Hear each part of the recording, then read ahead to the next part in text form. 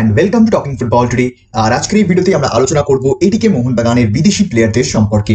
তো চলো বন্ধুরা, আজকের এই ভিডিওটা আর দেরি না করে শুরু করা যাক। Today's video is sponsored by OneFootball. OneFootball is definitely the best football app out there in the market and it's just absolutely free. Catch all the latest updates of Indian football as well as world football in just one tap. From live scores to live player updates, fixtures and latest transfer news, OneFootball has everything that you could possibly need and more. It has over 200 different leagues in 12 different languages and it's the only football app that I've installed in my phone. So if you want to try it out yourselves, make sure you use the link provided in the description below and download it for free.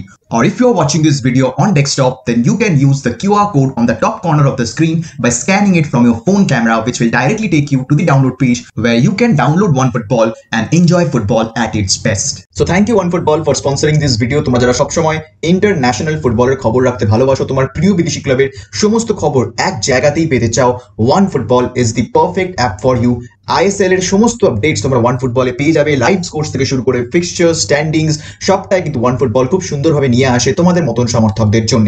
4.5 star rating রয়েছে অ্যাপটার। তো যারা এখনো OneFootball download করোনি, নিচে ডেসক্রিপশনে link দেওয়া রয়েছে, তোমরা সেই লিংকের মাধ্যমে অবশ্যই এই অ্যাপটাকে ডাউনলোড করে নিও। যাই হোক, আমরা চলে আসছি এবার এটিকে মোহনবাগানের সম্পর্কে আলোচনা করতে। এবার সবারই একটা প্রশ্ন থাকছে যে আগামী বছর বিদেশি প্লেয়ার নিয়ে এটিকে মোহনবাগান কি ভাবছে, বিকজ ইন্ডিয়ান প্লেয়ারদের সাথে বেশিরভাগ প্লেয়ারদের সাথেই মাল্টি ইয়ার কন্ট্রাক্ট রয়েছে, যাদের সাথে নেই তাদেরকে অলরেডি অফার করা হয়েছে, যেরকম প্রীতম কোটালকে একটা লং টার্ম অফার আরো একবার করা হয়েছে। তো সেই কারণে the offers are being placed, কিন্তু বিদেশি প্লেয়ারদের নিয়ে সিদ্ধান্ত সেটা কিন্তু এটিকে মোহনবাগান ম্যানেজমেন্ট ISL ফাইনালের পরেই নেবে। এবার সেই ক্ষেত্রে আমরা এক এক করে প্রত্যেক বিদেশির কন্ট্রাক্ট সিচুয়েশনেই আসবো এবং জেনে নেবো যে এটিকে মোহনবাগান নেক্সট ইয়ারে কি প্ল্যান করছে।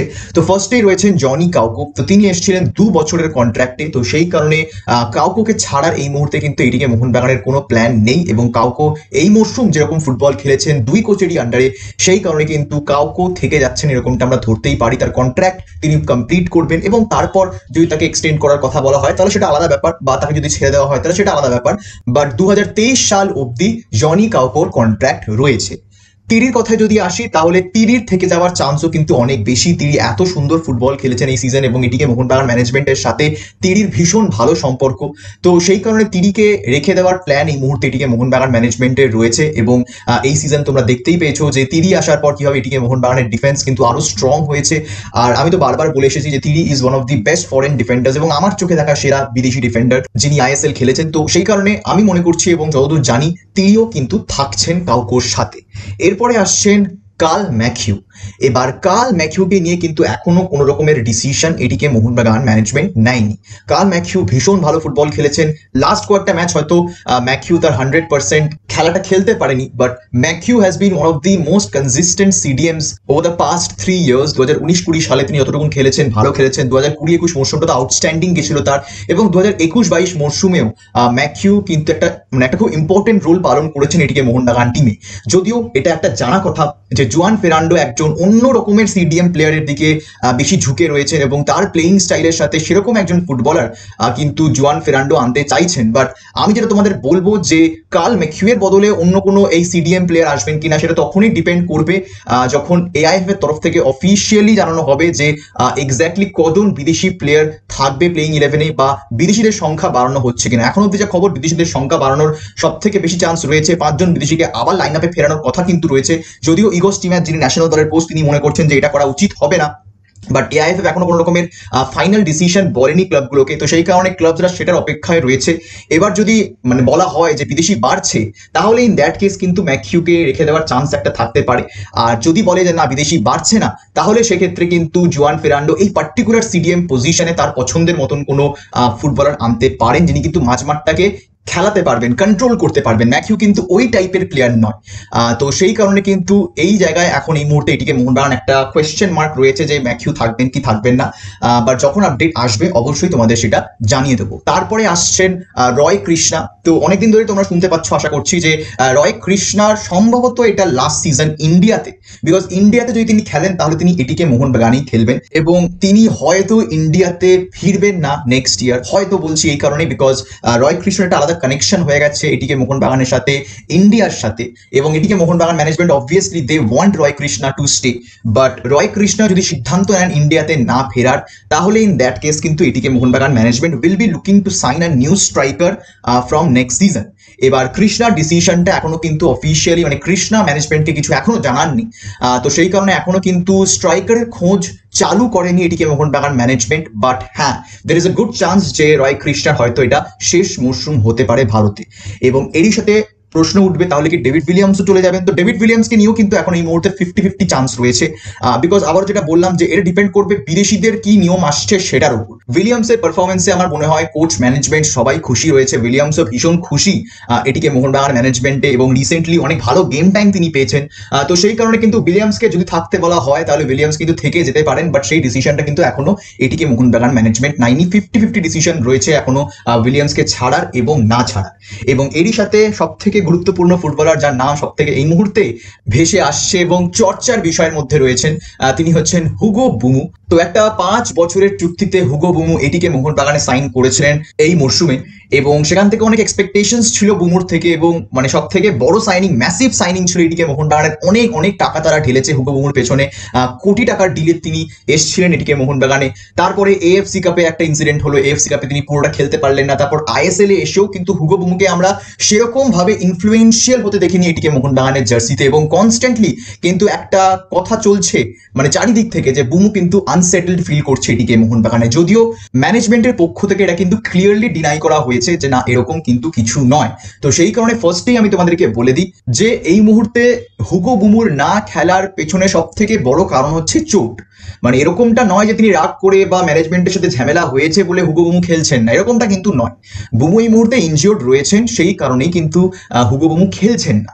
এবার প্রশ্ন হচ্ছে যে বুমু কি আদৌ সেটেলড ফিল করছে এটিকে মোহনবাগানে? তো তার প্রশ্ন হচ্ছে না, হুগো বুমু কিন্তু এখনো পুরোপুরি নিজেকে সেটেল করতে পারেননি এটিকে মোহনবাগানের সেটআপে।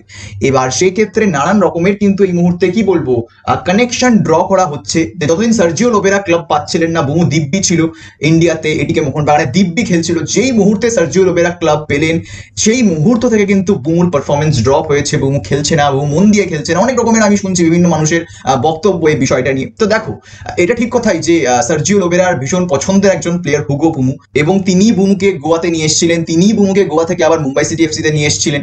তো সেই ক্ষেত্রে যদি বুমু আবার এখান থেকে চায়না চলে যায় তাহলে চমকে যাওয়ার মতন কিছু হবে না, বিকজ অলরেডি দুটো প্লেয়ার কিন্তু আইএসএল থেকে চায়নাতে সুইচ করে ফেলেছে, হর্হে অর্টিজ এবং হার্নান্ড স্যান্টানা। এবং একজন যেখানে অলরেডি সার্জিও লোবেরার আন্ডারে খেলেছে, আর একজন মানে সার্জিও লোবেরার পছন্দের ফুটবলার, তার খেলা দেখে ভীষণ পছন্দ হয়েছে সার্জিও লোবেরার, এবং আউটস্ট্যান্ডিং প্লেয়ার হর্হে অর্টিজ। তো সেই দিক দিয়ে দেখতে গেলে মানে অবভিয়াসলি এটা ভাবতেই হবে যে হ্যাঁ, এটা হতে পারে যে হুগো বুমুকে হয়তো সার্জিও লোবেরা চায়নাতে চাইছে, এবং অর্টিজ একটা ভালো স্যালারি হাইক পেয়েছে, আই থিঙ্ক 3 টাইমস না 4 টাইমস স্যালারিও পাচ্ছে চায়নাতে। তো সেই কারণে এরকম একটা লুক্রেটিভ অফার যদি হঠাৎ করে বুমুর কাছেও চলে আসে, এবং সেখানে যদি সার্জিও লোবেরার মতন একটা মানে মানুষ থাকে যিনি প্রায় বলতে পারে একটা ফাদার ফিগার হুগো বুমুর জন্য, তো সেখানে বুমু আনসেটেল ফিল করতেই পারে। বাট এটাই কি রিজন হুগো বুমুর আনসেটেল ফিল করা এটিকে মোহনবাগানে? সেটা কিন্তু কোনো কনফার্মেশন নেই। বাট হ্যাঁ, যেটা শোনা যাচ্ছে যে যেহেতু তার সাথে 5 বছরের চুক্তি এটিকে মোহনবাগান ম্যানেজমেন্টের রয়েছে, তো সেই কারণে কিন্তু এটিকে মোহনবাগান ম্যানেজমেন্ট খুব একটা বেশি চিন্তিত নয় এই বিষয়টা নিয়ে। ফার্স্ট অফ অল, তো যদি বুমুর এরকম কোনো অসুবিধা থাকে ক্লাবের সাথে, তাহলে আফটার সিজন ম্যানেজমেন্টের লোকেরা কিন্তু বসবেন বুমুর সাথে, এরকমটা শোনা গেছে, এবং তখন বুমুর পয়েন্ট অফ ভিউটা বোঝার চেষ্টা করা হবে, বুমু কেন আনসেটেল ফিল করছেন, কি কি প্রবলেমস তার হচ্ছে, কেন হচ্ছে। বিকজ বুমু এমন একজন প্লেয়ার যার পছন্দ না পছন্দ এটিকে মোহনবাগান কিন্তু অনেক বেশ সিরিয়াসলি নেয়, এবং সেটা তোমরা বুঝতেই পারছো আমি কোন সেন্সে বলছি। বুমু যখন এসেছিলেন হাবাসের স্টাইল তিনি পছন্দ করেন, তারপরেই হাবাস সরে গেলেন এবং জুয়ান ফেরান্ডো এলেন। তো সেই কারণে বুমুর পছন্দ অপছন্দটা ম্যাটার করে এটিকে মোহনবাগান ম্যানেজমেন্টের কাছে। তো সেই কারণে তারা চেষ্টা করবে বুমুর প্রবলেমস গুলোকে সলভ করার, বা যদি এটাই প্রবলেম হয় যে তিনি না থাকতেই চাইছেন না, তিনি অন্য কোথাও গিয়ে খেলতে চাইছেন, তাহলে ইন দ্যাট কেস কিন্তু সেই ডিসিশনটাও এটিকে মোহনবাগান ম্যানেজমেন্ট নিতে পারে। এবার সেই ক্ষেত্রে অবভিয়াসলি তাকে তো ফ্রিতে ছাড়বেন, এত কোটি টাকা ইনভেস্টমেন্ট তার পেছনে রয়েছে, তো সেই ক্ষেত্রে ট্রান্সফার ফি দিয়েই হুগো বুমুকে অন্য কোনো ক্লাবে যেতে হবে, অথবা হুগো বুমু যদি নিজের টাকা দিয়ে তিনি রিলিজ দিয়ে নেন তাহলে সেটা আলাদা ব্যাপার। বাট হ্যাঁ, মানে হুগো বুমুকে নিয়ে ডিসিশনটা এটিকে মোহনবাগান ম্যানেজমেন্ট কিন্তু সিজনের পরে নেবে। তার সাথে চুক্তি থাকা সত্ত্বেও কিন্তু 100% কনফার্ম নয় যে বুমু নেক্সট ইয়ার কন্টিনিউ করবে বলে। সো এটা একটা প্রবলেম বুমুর সাথে, এটা তোমরা সবাই জানো। বুমুর একটা এরকম প্রবলেম রয়েছে যে তিনি কিছুতেই কিন্তু সেটেলড ফিল করেন না ক্লাবে, until and unless it is Sergio Lobera. একমাত্র তিনিই পারেন বুমুকে কন্ট্রোলে রাখতে।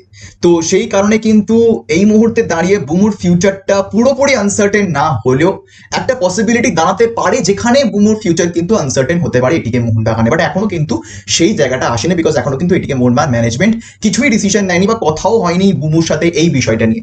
আফটার সিজন প্রত্যেক বিদেশিকে নিয়েই কিন্তু ভাবা হবে।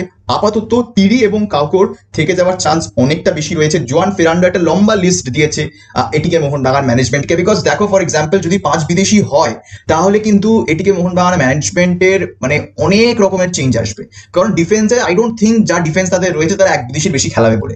তখন গিয়ে কিন্তু মাঝ মাঠে বেশি তোমরা বিদেশি প্লেয়ার দেখতে পারো। একটা সিডিএম, একটা ক্যাম, একটা সেন্ট্রাল মিডফিল্ডার, বা একটা সিডিএম, একটা উইঙ্গার, একটা ক্যাম, এরকম প্লেয়ার তোমরা দেখতে পারো। এরকম ভাবে প্লেয়ার্স কিন্তু আসতে পারে, বিকজ মানভি স্ট্রাইকার খেলতে পারে, লিস্টন স্ট্রাইকার খেলতে পারে। তো দুজন মানে ডুয়াল ফরেন স্ট্রাইকার খেলানোর কিন্তু এটিকে মোহনবাগানের কোনো মানে হয় না। তো সেই কারণে কিন্তু মাঝ মাঠে প্লেয়ার্স বেশি থাকার সম্ভাবনা, মানে বিদেশিদের বেশি থাকার সম্ভাবনা এটিকে মোহনবাগানের বেশি হচ্ছে যদি নেক্সট ইয়ার থেকে বিদেশিদের সংখ্যা বাড়ে। তো সেই কারণে কিন্তু একবার সে তারা কনফার্মেশন পেলে তারপর তারা কিন্তু বিদেশিদের নিয়ে এই দল গঠনটা করবে। ট্রানজিশন আসবে অবভিয়াসলি, বাট তারা স্টিল কিন্তু একটা কোড ধরে রাখতে চাইছে। এবার সেই কোডের মধ্যে কোন কোন বিদেশি প্লেয়াররা থাকে সেটাই কিন্তু দেখার বিষয় হবে। তো এই হচ্ছে আপডেট বিদেশি প্লেয়ারদের নিয়ে। তো যদি ভিডিওটা ভালো লেগে থাকে তো লাইক এবং শেয়ার করতে কিন্তু একদম ভুলো না। তোমাদের যদি অন্য কোনো ডাউটস থাকে আমার কমেন্ট সেকশনে অবশ্যই জানিও। আপাতত আজকের এই ভিডিওটা আমি এখানে শেষ করলাম। দেখা হবে তোমাদের সাথে পরের ভিডিওতে। আর এই ভিডিওটা দেখার জন্য তোমাদের সবাইকে জানাবো ধন্যবাদ।